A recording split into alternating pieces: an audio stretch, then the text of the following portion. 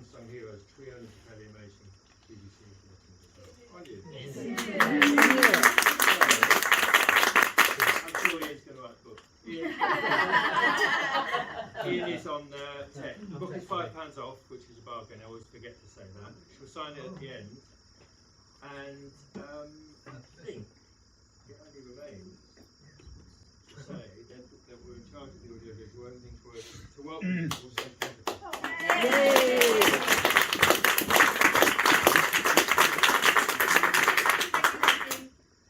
Lovely to see you all here. It's amazing, especially in these COVID times. Tonight's going to be an entertainment. It's not going to be. I'm not going to sit and blather on and do book readings or anything like that. I think we all need to have a jolly time right now. So, to start out with, the pictures that you've been watching on the sort of like a reel here. These are of Joan through her life. They're all in the book, and they show you what an amazing woman she was, and she's staggering. And I have to say, I'm really, really jolly. I'm sort of hugging myself at the idea that this captive audience that allows me to get to jabber on about her for 40 odd minutes. Because she was a staggering woman, and I loved her, as you can probably tell. I met her in her 80s. I was wanting to do a book about strong women, and up she comes, and I'll explain a bit more about that in a bit. But she truly was remarkable, and she started her life as the lowest of the low. A very poor family. She was one of 4 children under 5 who were left they were abandoned in their Catford terraced house. The parents locked the door. The mother went one way, the father went the other, including leaving a newborn baby boy. So the kids were locked in and abandoned. They ended up having to. The police came. The neighbours got nosy. The police came. This was in the 1920s, and she went on from there, and she had some time in a hospital, a workhouse hospital in Lewisham. And when she was about 14, she'd been living with her auntie in Smithfield Meat Market, they had a pub there, and she couldn't bear her life there. So she just one day on her 14th birthday, she had pennies in her pocket, 8pence in old money, and she didn't go home. And she hit the streets of London and had nothing. At the age of 14, she was sleeping on pavements. She would steal apples as best she could. She couldn't survive, but what she did notice were the buskers on the street round the area near, the Portrait Gallery in Trafalgar Square. That was big in the 20s, around about that time, so in the 30s now. And so she started watching the buskers and the strongmen on the street, and she did bottling, which is where you go and collect the money for the guys doing the performance, and you'd always disguise it in something so you could do a runner if the coppers came, because it was illegal. And she was working with a strongman called Big Jock, who started to teach her some of the act, and she started learning it and discovered that she could do this. And to amazement, she had this innate strength, and I'll talk a bit more about that in a bit as well. And she went from the streets of London with nothing to travelling the world as a superstar, to appearing in Saturday Night Live, to appearing on TV all the time in some of the best nightclubs around the world, Moulin Rouge and so on. And she also was friends with some of the most famous people of that period of time. So her life sort of spans that history. Quentin Crisp was one of her best buddies, Dame Laura Knight painted her. She sort of fell in love with her and painted her. Marlene Dietrich was a very close friend. And and her highlight, she would have told you this herself, her highlight was actually being summoned to Windsor Castle to appear for the Queen and Prince Philip, which was great. She loved that. It was a Christmas do, and she was invited along. So there you have this woman who had nothing, and all the way through this, she smiled, she stood up to the world, and she was strong. She was strong in every single way. She was gutsy. She broke the mold of women at the time, and at that time women were expected to stay at home in the kitchen producing babies. Joan wasn't doing that. And she wasn't a feminist in that sort of capital F way. She didn't burn bras, she didn't demonstrate. But what she did was she lived her life as she wanted to live it, despite the naysayers, despite people trying to stop her. And I'm going to talk to, or we're going to have a conversation, a very, very good friend of hers and myself. But first, I want the tech man here to play you. Oh, here we go, bear with. This is where the tech comes in. This is a really crappy video. But it's from the late 1950s. It's a nightclub in San Francisco, a smoky nightclub, and this is Joan doing her thing. And I just want you to see her in action. She's quite something.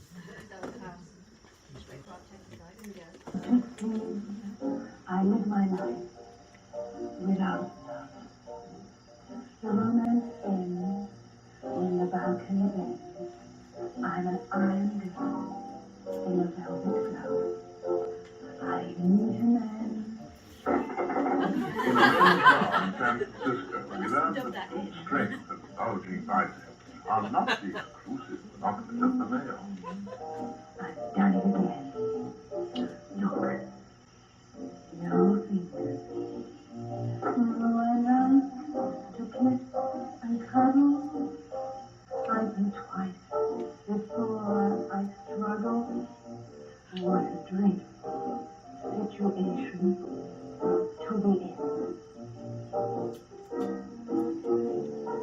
Must have been very grateful, because if I should slap their faces.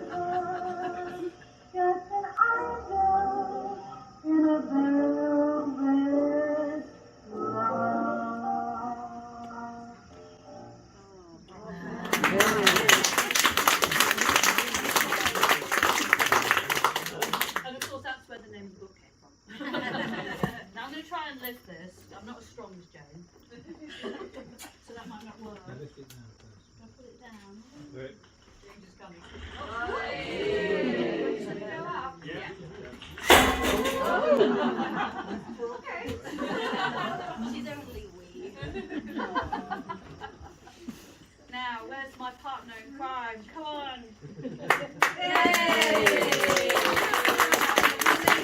Vicky Ogden. Sparkles, Miss Sparkles. Fabulous actress, and she was. I love the fact that you were a Coronation Street star. She was with the barmaids in Coronation Street. Yeah. But she was very, very close to Joan. Yes. I mean, you were like besties, weren't Yes, you? we were. Yeah, you were besties. And so she's going to join me tonight. You also work for the Princess Trust. Yes, I do. She's an ambassador, I think. Yes, like I am. I raise funds for the Princess Trust. Yeah, so she's a fabulous woman, or another fabulous woman. Yay! Thank you. Now, my cunning plan is that we're going to have a conversation about Joan. Yes. But I want to start with, now I had hoped that we were going to get, there's a young actress in Whitstable who has the right body shape to fit into a costume of Joan's, but she's got COVID, so that's not happened, not very well anyway. But I brought the costume anyway, and it featured on the Repair Shop a couple of years ago, and a wonderful Sarah Dennis, who's one of their sort of seamstresses, she fixed by sewing the sequins back on, because Joan had been chucking it on and off stage, you know, for Yes, decades. I know. It's amazing it survived. So, And it was in trunks as well. oh, it would have been sort of chucked all over the place.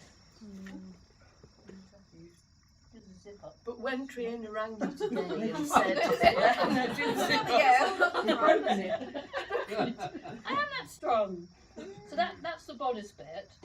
And that, guys, is a 22-inch waist. Wow. Imagine that, a 22-inch waist, and she could bend bars. And she could bend 6 inches. She could pick any of you up, one in each arm, Yes. easily, without thinking, without sort of like, she'd be in her stilettos with her fabulous, glamorous gown. And that would be the skirt that goes with it.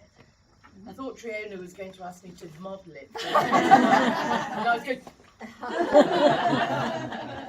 And that's a gown. So she'd sort of like appear on stage and fall, and then Yes. sort of like drop this and then have her fabulous legs. Did she work out, Triona? Like, did she train? Or was it? She did train, honey. Yeah, she went to gyms. In particular, something called Mickey's Gym, which is very famous. yes. And she, when she was on the streets, she inveigled her way into. I mean, people were very sympathetic towards her. Sort of pretty little lass, well, big lass, 5'7", and so she'd go along to the gym, and because she was so strong, the man, Mickey in particular, he was a guy who liked veracity. You know, he didn't like people lying about rubbish. So when she did start doing these performances and training to do them, he let her go there for free, in amongst the men, and the men would be like, "Okay, we'll suffer you," you know, because it's if you must. And at one point, she picked up 360 pounds. Wow. She lifted 360 pounds in the gym. So she became a regular there. And I think that's one of the bits of the conversation, isn't it? Is where does this come from?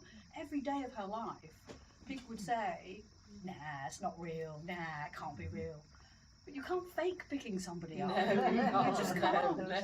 And I also have, I'm going to let you pass this round. There's a bar I made earlier.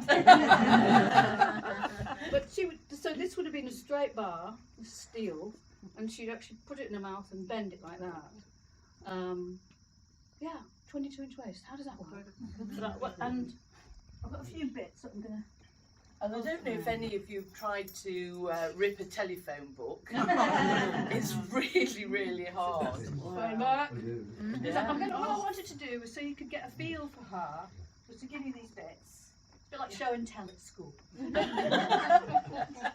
I'm going to give you these bits and you can pass them back. And look. She must have had great teeth. Yes, she did, but not in her 80s. No, She had lots and lots of replacements coming in. But that was her waist, look! That was her waist! Amazing. You pass all these round. They are amazing. I know, you're trying to break my nose. I was going to say, yeah.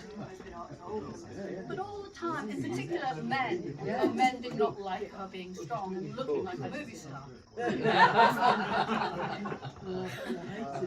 I think now if you try to rip up a telephone book, we don't have them anymore, do we? Or yellow pages. I think you'd have got prosecuted. I think. The reason she did it was that you could nick them. Yes. When she was on the streets of London in her teens, you could just pop into a phone box. Yes. You know, they're your props for free. And she had no money. And she used to use, there was a local, the girls who were in the shows in the West End and stuff, there was a local toilet there for women, and there was a shower and stuff, and that's where she would go and change for her act and things. And she lived in digs if she could, or she was on the street. But she made her life around this area. And Yes, she did. It was really amazing. But the costumes, she made a lot of her costumes herself at the beginning as well. yeah. And then as she got more and more engagements, people would dress her or give her, more sequins and more ideas. But she had a very distinct style that suited her brilliantly. She was very elegant. She was always determined to be elegant. At one point, one of her agents was saying to her, I don't think it was Solly, but one of them was saying, you should get, Collins, he was saying, get on there and, lift the weights, let's see all of that. She's like, no. She's elegant. She wanted to be, and that's what made her unique. There were other strong women around, like Nellie Sanduino, but they were really looked strong. They looked like, you know, little Rottweilers. You didn't want to mess with them. Whereas with Joan, she was elegant as anything. And as you saw in the video, it was only when she flexed her muscles to bend the bar that you realised what was going on in there. And she had trained to actually focus her strength. And I went into it a bit with my techie guy here, who's a professor of psychiatry. So, and I said, how can that, is that possible? Is super strength possible, or is it just, you know, science fiction, Marvel comic nonsense? And it's not, it is possible. You know, you've heard of women lifting the car when it's gone over their child or somebody. And Joan could do that, and she trained herself to focus her energy. And if you think about a boxer, they train themselves, don't they, to put the energy, to you know, the sort of conduit down here. And that's what she did. So most of us would use about 60% of our strengths. She used 80% or more, and she could call it at will to do it when she wanted to do it, which is remarkable. And she was genuinely strong, despite the fact that a lot of people didn't believe her. And there's a wonderful story she told about, there's a guy called Solly Black, who was a very famous agent in the day, in the 50s, and she was looking for some work, so she went down to where the agents all hung out. Yeah. It was called the Embassy Club, billiard club. And she just sat there, you know, quietly, looking like a slender, gorgeous blonde with a little drink and things. And this guy, Solly, came up to her and said, "Come on, what's the trick? Come on, you know, there's no way you can do these things." And she said, "Really?" He said, yeah. So she stood up, she picked him up and lifted him over her head. He was a big guy, and paraded him around the club. Needless to say, she got the contract. Yeah. But of course, the famous story that she was in a club in America, and I think it was America actually, with Bob Hope. Oh yeah. And she lifted Bob Hope up, which was quite remarkable. But she dropped him. And it wasn't because she lost his grip, but the heel on her stiletto snapped on the uneven floor, and that's made her topple like that and dropped him. And he came back with a very good quip. So, you know, she was very famous for doing that. He was in that incident, because she told me, I've talked to her quite a bit about that, and it was in Iceland, and they were doing a performance. It was in Iceland, and they were performing for the American troops. And, you know, Bob Hope's a bit of a cheesy guy who sort of fancied himself and thought he was wonderful. And what she said was, what happened was he ran into her arms like that, and then knocked her off balance. And that's why, and she broke her heel. She snapped her heel and fell backwards, and then plonked him on his head. And it made all the newspapers all around the world, and there actually is on YouTube a video footage of it, which is incredible. And Bing Crosby sent her a telegram saying, "It's a shame it didn't happen sooner and he wasn't dropped further."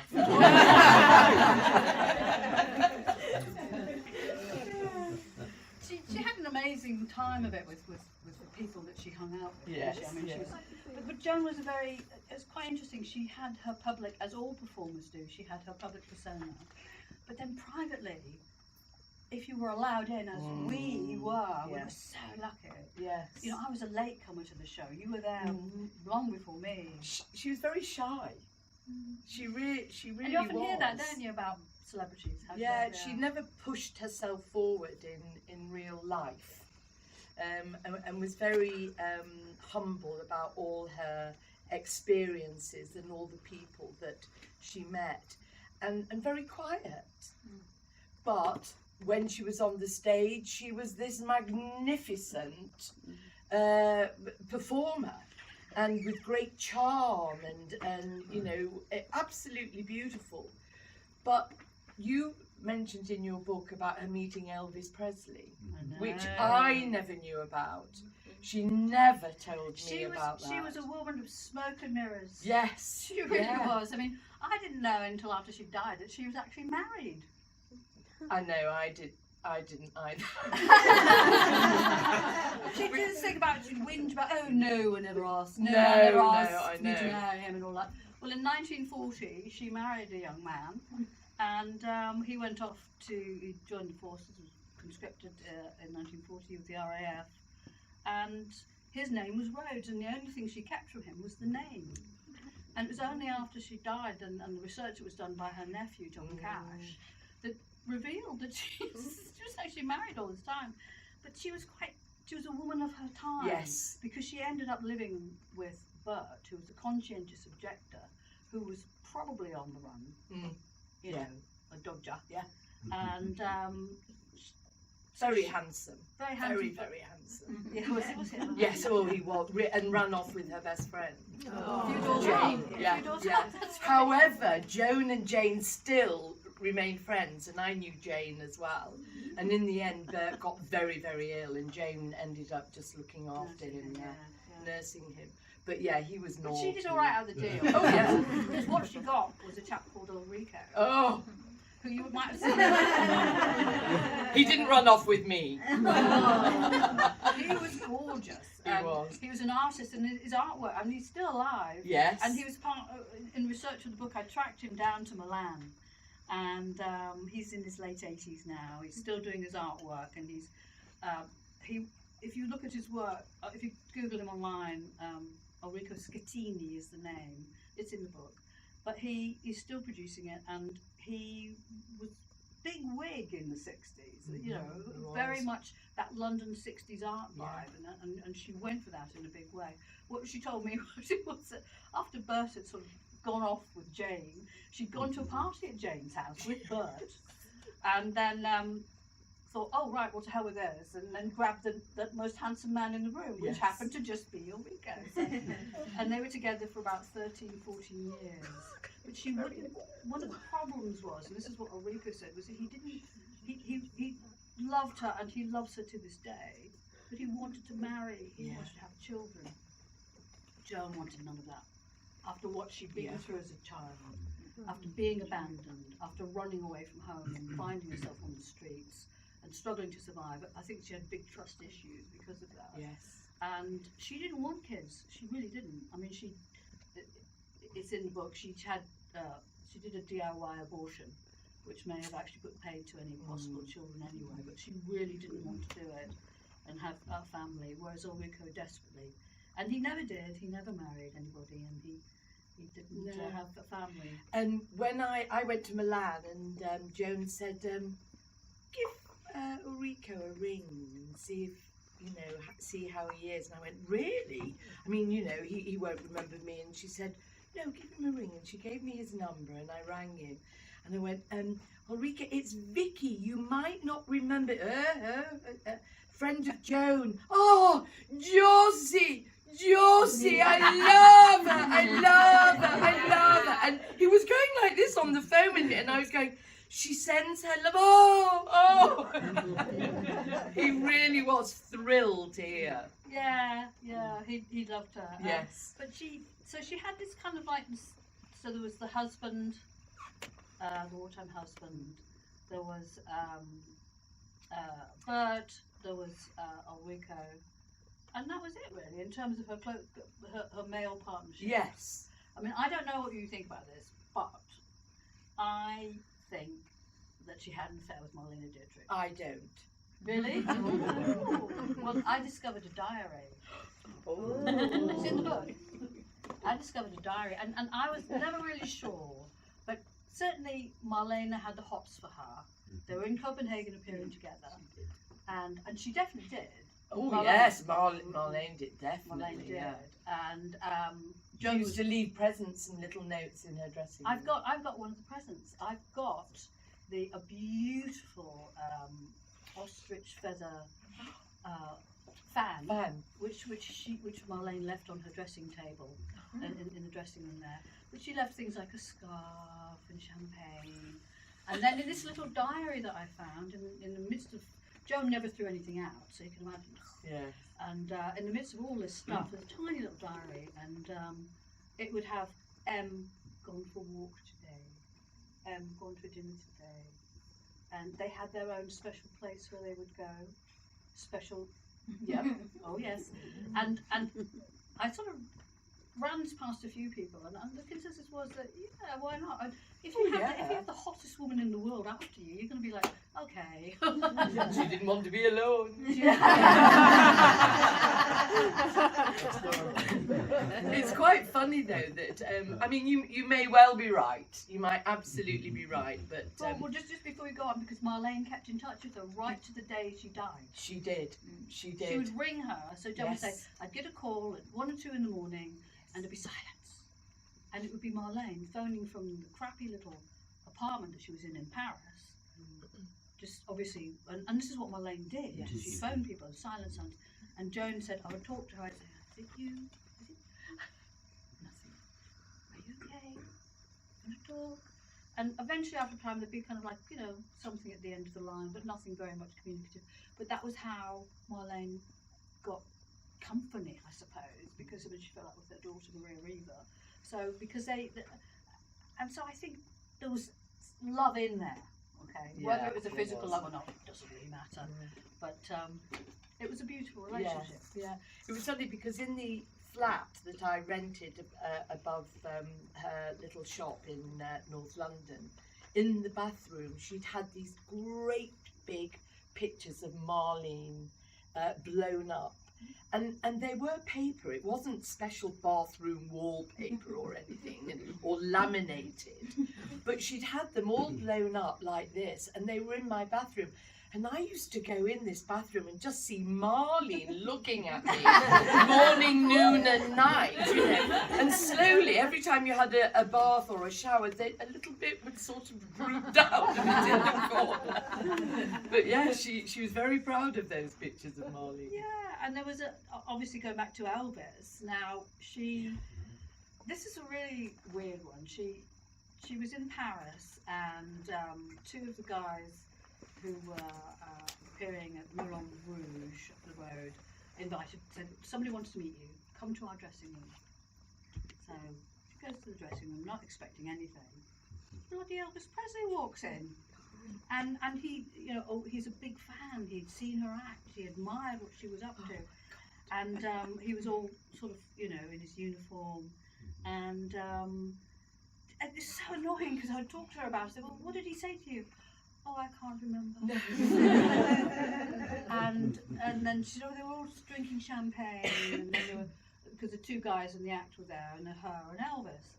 And I don't know whether the 2 guys in the act disappeared at any point. This is my journalist, Josie. But hello, you know, it's Elvis Presley. And apparently they were talking about, teasing him about which Bluebell girls he'd had the night before, had sex with. And Joan revealed that, which was cool and everything. And I said, well, you know, what happened? And she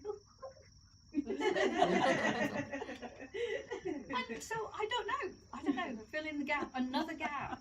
And as I say, she's smoke and mirrors, was Joan. Yes. But imagine, and then Elvis came the next night to see her, and there's a kerfuffle, and he came to see her act and everything. And it was such a shame because one of the guys who was with him, one of his minders, said, oh, he's just been, the American Army have taken him off somewhere to Freiburg.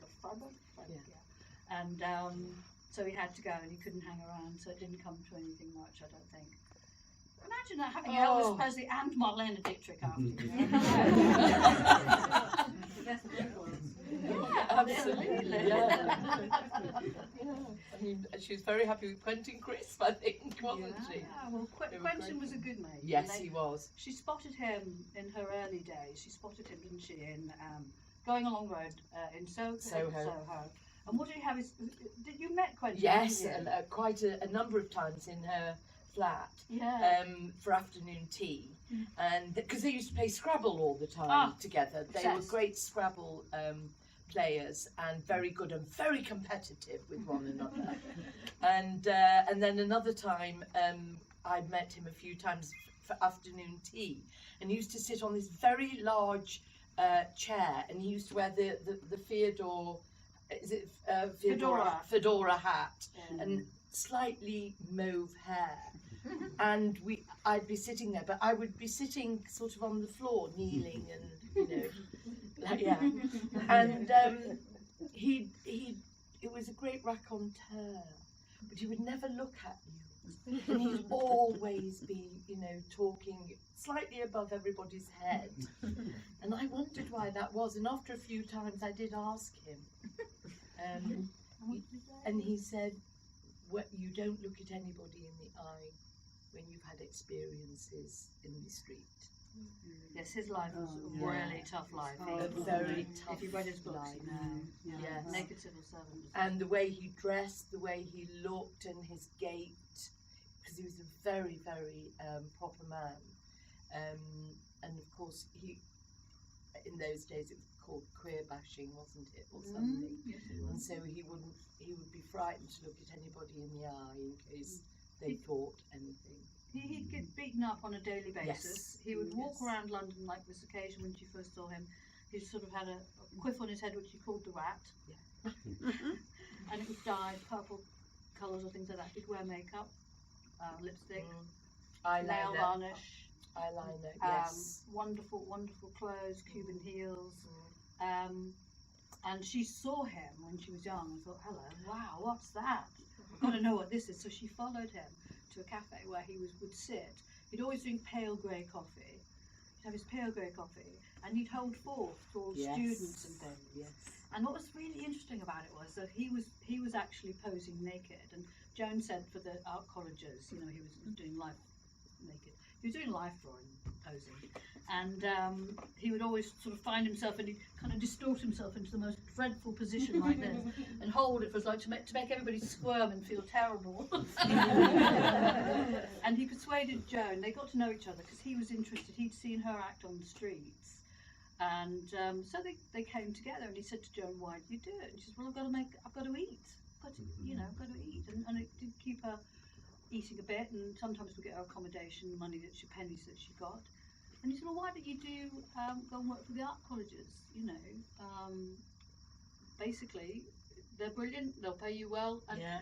And so she did, and she became a life model, and made good money, very good money doing it. And that's so. And from that day on, or from that period on, they were just besties, weren't they? Even down to when he'd gone to America. He would keep writing to Joan, and her archive has over 100 letters from him, and they were wonderful. He'd always call her "Dear Miss Rhodes." Miss Rhodes. Yeah. And he loved America. He loved it, and he used to say things in the letters like, "It's wonderful. This is my ambition. I need never work again. So I go to all these private views, you know, and they feed me with peanuts and wine, and I'm quite happy." They loved him over there. They loved him, and he didn't get beaten up there. Whereas in London, he was beaten up all the time, and he would get beaten for just being who he was. And you can see why Joan, who did the same thing, she was who she was. She stood by her guns, and you know, imagine you've got a young lass there on the streets, in the kind of 30s London, in a skimpy little bikini, you know, and apparently you can imagine the wives hurrying their husbands on. And so she understood where Quentin was coming from, and they had a lot in common. But even after he'd gone to America, he kept in touch, and then he came. I don't know what you know about Quentin, but he died here in the UK. Not that he wanted to be here. No, he didn't. His agent made him come, and it's made plain in the letters. That, yes, you know, he wrote to Miss Rhodes and said, "I really don't want to come, and I'm being forced to come." And how old was he? 90? And 90, and he wasn't that well, and he flew to England. He flew to Manchester, and this agent put him in at B&B in Salford, and he died that night. And Joan was heartbroken. He was due to come and stay with Joan. Yes, he was. Yes, and he'd asked her to spec out some of the places that he'd got to appear. But she in that archive of some of the last letters that he ever wrote, and it was very sad. And Joan was a woman who would smile at the face of everything. I mean, that was her answer. If she fell over, if she broke something, or if somebody attacked her, she would just laugh. That was her way of getting through. She smiled. She was an optimist. Yes, she was. Really, and you'd never see her in pain. But I believe that it was Quentin's death and Dame Laura Knight, two friends of hers, the only times that she cried. She told me that she wouldn't otherwise. You know, it was just a loss of those two very, very close people. And what a shame for her. But as I say, she epitomised that kind of just keep going. Yeah. Just keep going. It never occurred to her not, did it? Well, she was like that with me, encouraging me all the time. Just keep going, bounce back. All right, you didn't get that job. You weren't meant to get that job. Bounce back. Come on. Keep going. Yes, yes. Well, I remember when I, you know. And so she was very encouraging and a great support. She did that with me. Yes. Because I was a BBC News correspondent, and then I got lupus and ended up retraining as an artist at Chelsea in the BA and doing BA in Fine Art. And I found it really difficult because I was pretty sick. And she was there, get on with it, keep going, get there, you can do this, you can do it. And she helped me through it. And she became a mother, a mentor. Yes. And she really, I don't know what she felt like to you, but she was a really good friend, but she you know, my mother wasn't very great. So to actually have a woman who gave a shit, excuse me, really, really, and she did. And we'd sit and we'd drink tea and eat hobnobs and look at my art, and it always made me feel better. And she encouraged me, and she did that all around her, didn't she? She did, she very much so. the magic. And of course, she was an artist as well. I mean, absolutely, you know, she used to paint owls and postcards. She'd get them all printed, and they're lovely. I mean, I've got a few. I've got some here. So actually, I mean, I could pass them around. I don't know where they've gone. Are they in the bag? Well, they're really, and she used to do collages as well. So she was really interested in you and your work, Triona. Yeah. Because she loved the art world, and she was always painting and pottery as well. I've got lots of her pottery figurines. So she was just pass them around. Yeah. Just take one. These are from Joan. Yes. A little present for you guys. There's lots of. Yeah, of course you can. Of course you can. Yeah, keep them. They're lovely, aren't they? They make a really good bookmark for the book, though. Yeah, there you go. Sip on the old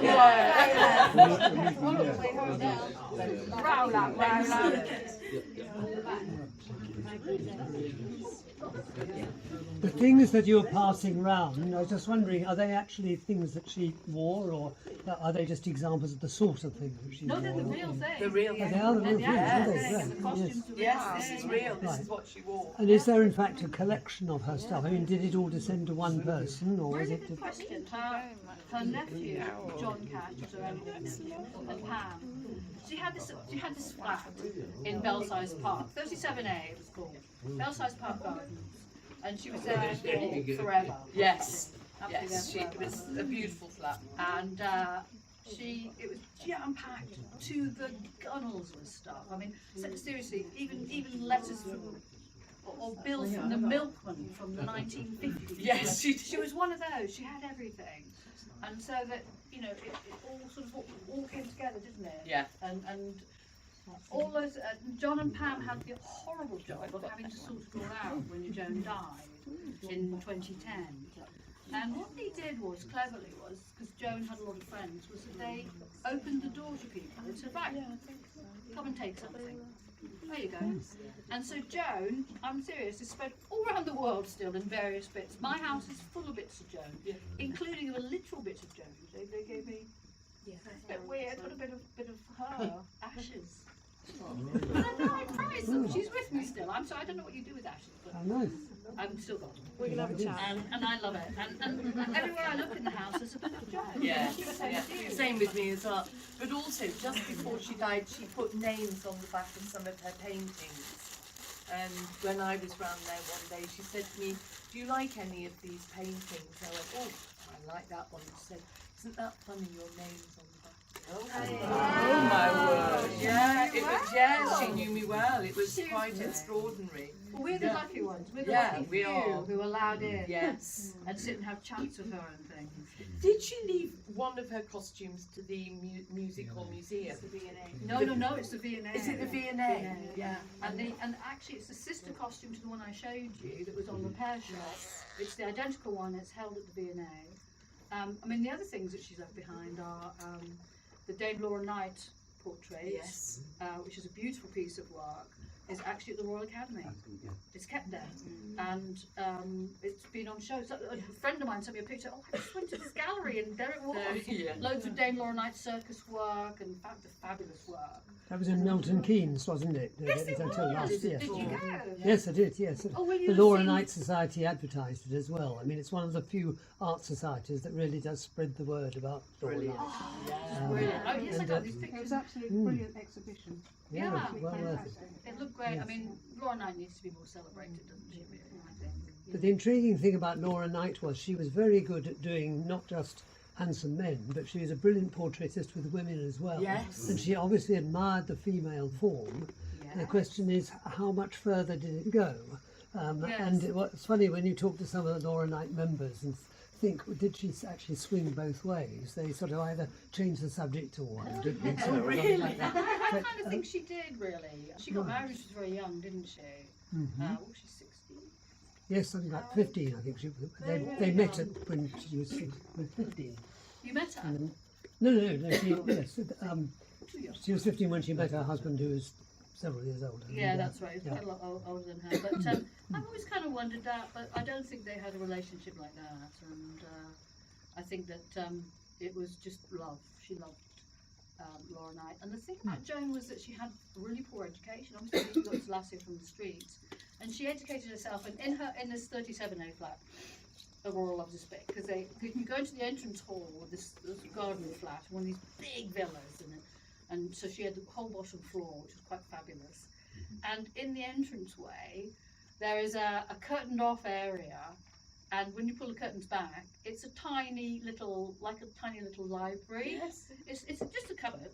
Well, she said it, and there's all these books, and she read herself, Yes.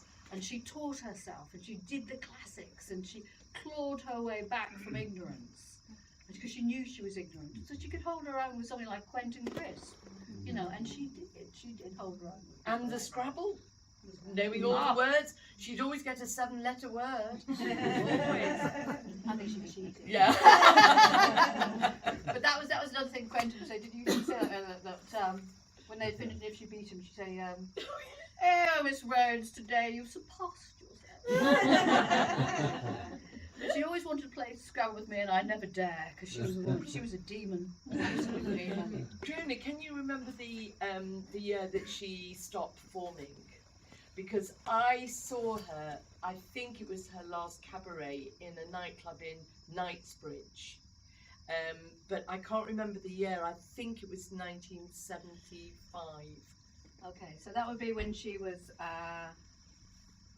actually doing more TV work. Yes. She'd gone into TV work. That's hadn't she? right. And And she'd wore, done Dick Turpin. yes, that's right. And she wore a very large, like Afghan, Yeah. but with all glitter All on it and floaty. floaty and When things the fashion, like that. Laura Ashley fashion, when it first came out, really. Yes. Because she got bigger as she got older. Yes. That's what we all did. But because of the muscles as well, that was, she always explained that the reason why, because she had the most beautiful legs in the world, and because of the muscle and the bending of the bars, her knees got arthritis and slightly swelled. So, but I think that was the last performance she ever did. Well, it's interesting you ask that, because when I was researching, and all the time there's more and more about Joan coming out on the internet. She's a big deal, you know. I mean, we did a bit on Woman's Hour. Oh, and I must say, it's very exciting. Yes. Oh my God! You know, Radio 4 program Great Lives. Joan has been nominated to be on it. Yay! Yeah. Are you nominating her then? No, it's Anna Maxwell Martin's nominated her, and I'm going to be doing it obviously with them. Blah blah blah. But as you probably can tell, I'm quite happy to do that. But to me, when she was dying and I was with her, I promised her that she wouldn't be forgotten, like so many women are forgotten. I'm sorry, men are forgotten too, but more women are forgotten, I think, in history. And I promised her I wouldn't let her be forgotten. And the fact that she's on Great Lives is solid gold to me, because it's there forever. Yes. She's just there forever. And I'm hoping there might be a movie. You never know. You never know. But we'll see. We'll see about that. But more important in a way is Great Lives. She would have loved it. She'd be furious that she's not here to celebrate. She'd be really, really angry. But Yeah, isn't that great news? Yeah, so but there's more and more about her all the time. And if you sort of log into it. And what I was going to say was, Armando Iannucci cast her back at the end of the last century, around about 1998, to play Claire Short, government minister, friend of Tony Blair, minister of Tony Blair, and she did brilliantly well. I mean, I think that was her last classic performance. Armando Iannucci, she didn't even tell me. She didn't tell me. I found it in archives. And she was superb as Claire Short, who I'd met when I was a journalist, and absolutely convincing and did it brilliantly well. So right up to that age, and she was born in 1921, so figure out how old she was. But you know, she was in her late 70s, wasn't she? And that was, I think that was her last actual proper paid performance that she did. I meant her last cabaret. Cabaret. That's what I meant. I think that was the last one in probably 75 in Knightsbridge. I was just going to say, did she ever talk to you about her siblings or anything? Did she yes, she did. Make contact with them? Yeah, she did. What happened was it was kind of split up. So she had an elder sister who basically made it. She had an elder sister. Maggie. Was it Maggie? Oh, Peggy. No. Peg. Sorry, it was Peg. Blackie. And then there was Joan, and there was Blackie, and then there was a brother. The brother Peter Luck, he was called, and the eldest one tried to get them all together, and basically tracked them all down as she got older. And then Joan became famous. She was in the papers all the time. You've got a woman who looks like that. The newspapers just loved her. The dreaded Daily Mail. But but all the papers thought she was great, and she was really good copy. So she appeared a lot, and there were lots of attempts to try and reunite the family. But Joan stayed friends with Peg and Blackie. Yes. Not the brother. No. He tried to track them down, but he was a friend of the Crays. He apparently hung out with the Crays, so she didn't want anything to do with that. She was very careful in her nightclub work. She would go in and out. She wouldn't hang around. And a lot of the knocking shops weren't there and things, so she didn't hang around. So, so the family, yes, she did pull them all together. But the mother, what a baggage. She used to come, Joan got a series, got a contract to write a series for the Sunday Dispatch, which later was kind of swallowed up by the Sunday Express. And when she was writing, it was, My Fabulous Life and da da da, and a lot of the stuff that I've talked to you about, but other things that were slightly less true, but never mind. But the mother wrote to the editor of the paper, she's lying, she's a dirty liar. Ask her about her marriage. Ask her about this, and how I had, but she was a difficult birth. And imagine this woman just left her to die in a house at the age of 3, but she couldn't understand why her daughter wouldn't come back to her, and it just went on. She'd come and bang on the door, and this woman was a complete fascist. She would actually attack Jewish people. She was, and her partner Tommy Moran was part of the British fascist movement, and she'd be begging off Joan, writing begging letters for money for this guy, this particular appalling racist. So the family was really fractured, really, and she came from a dreadful background. And her family were the people that she chose. What's the cliche, Friends of the family you choose. And I think that's what happened with her. She was quite close to Blackie, and of course they lived near one another as well. Didn't they used to see one another? But you see, she never spoke to me about her family. Very rarely did she. She mentioned the brother once, and that sort of thing. So I think, she spoke more to you about her background and your research as well. You did the research into it. But I'd approached her initially, obviously, to write a book. Yes. I met her through she was a patient of Ian's who was doing some locum work as a GP up in Hampstead, and the other doctors didn't want to go out and see her because she just went on and on and told tales of daring do, and they didn't want to do that anymore. So Ian said, well, I'll go. And I was researching to write a book about real women because I got sick of the chicklet rubbish that we read about women. I wanted actual real women. Yeah. So I tracked. He came back and he said, I've met this amazing woman, you're gonna love her. I wrote to her and said, Triona Holden, BBC, blah blah blah. I went to her crazy flat, which was kind of. It was bedecked with pictures and wonderful feather boas everywhere and gilt and all that. And I fell in love with her. That was it. There was no going back. I mean, I say in the book, I entered her flat, and part of me never left because I loved her truly, and still do. She'd have been 100 this year. Yeah, which is pretty good. And she was an enormous influence on me because when I met her, I was seeing all this. Books and feather boas and pictures and frames and everything there, and I'm exactly like that. I have feather boas and pictures, just masses of, anything that sparkles, I grab it, I'm like a magpie. And it was, she taught me how to do that, and not to be afraid. Any more questions at all, guys? Did you say that she had a shop? Yes, she did. When as she got older and less able to do her act, she took over a shop in Crouch End. It was called Josie's, which was one of the names that people were close to her would call her. And it was a funny little tea shop, rather like her flat, full of all sorts of bonkers stuff. And she'd make you, the best cup of coffee you've ever had, and a cup of tea for 20p, and so on. And it was across the road from the Mount View Theatre School, but also from Eurythmics, Annie Lennox, and Annie and Dave Stewart were regular visitors in there. But she also had. You tell the tale. Well, yes, I used to live above. And this is her home.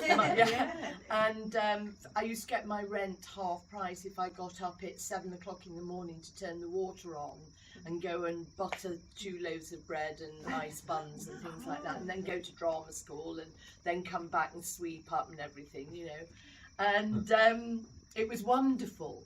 And one day I came rushing back to the shop, and Joan was standing there behind the counter, sort of looking at me with this look on her face, and I couldn't understand what that really meant because there weren't people sitting here, but there were 4 people sitting near the window. And she went, and I looked over, and there was Annie Lennox, Dave Stewart, Mick Jagger, and Bob Dylan. And I just went, oh, I'll come back.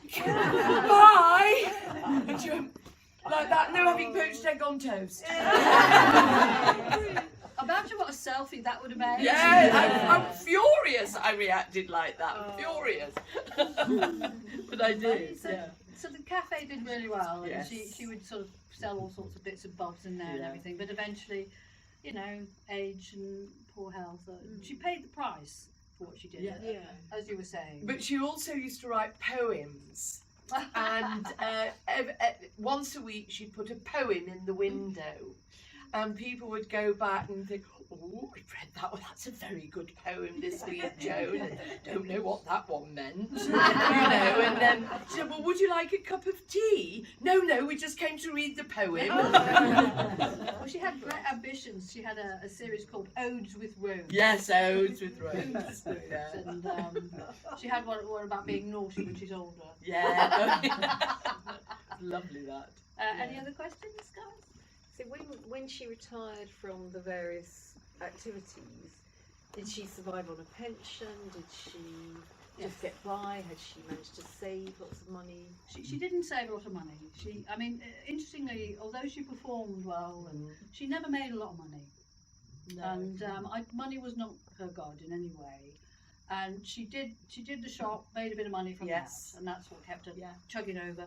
But then she was still doing these performances as well in between, and like with German television and so on. She'd do the odd performance, but she was, you know, no longer of a fit to do that. So what happened eventually was that her nephew John, because Joan was not one for paperwork, John discovered that she should really actually be claiming a pension. Yes. So she got the pension and she could live off that. She owned her flat outright. Yeah. She cleverly bought the freehold for tuppence halfpenny. Yeah. And ended up quite okay, but she never had loads of money. It would be a myth to say she had. And if you think about it, you're working like 4 nightclubs a night. You're not going to be paid much, and you're racing from one to the other.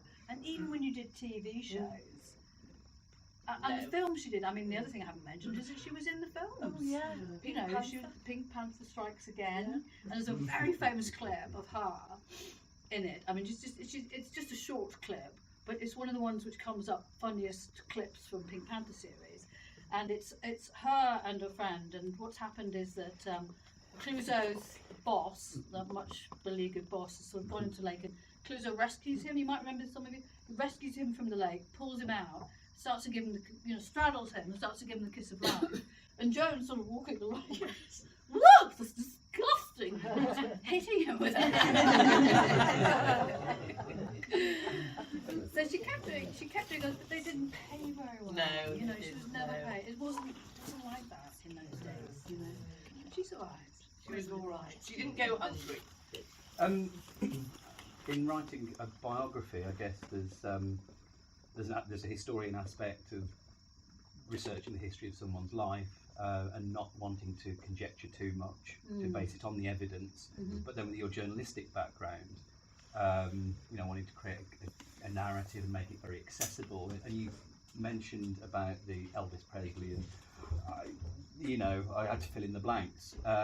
Or you know, what was the temptation to fill in the blanks, and how difficult was it to resist that? And equally, it sounds like she spun a good yarn. How difficult was it to kind of sometimes unpick those and see what was exaggeration or narrativization or fictionalization?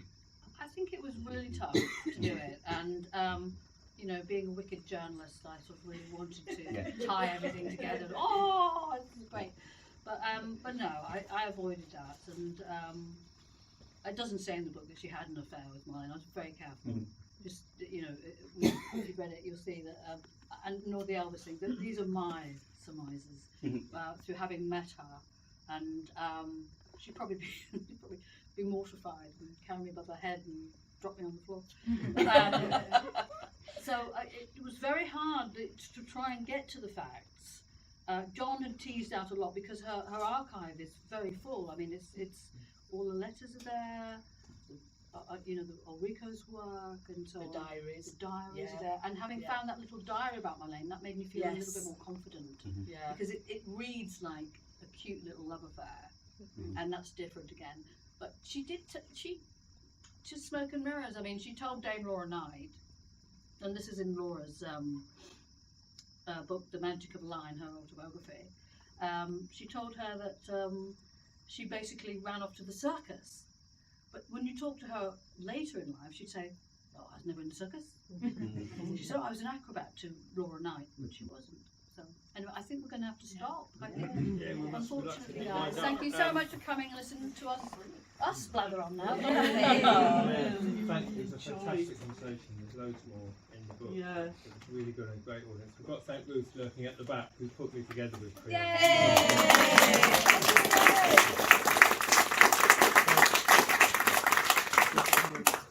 Oh, yes. You're all.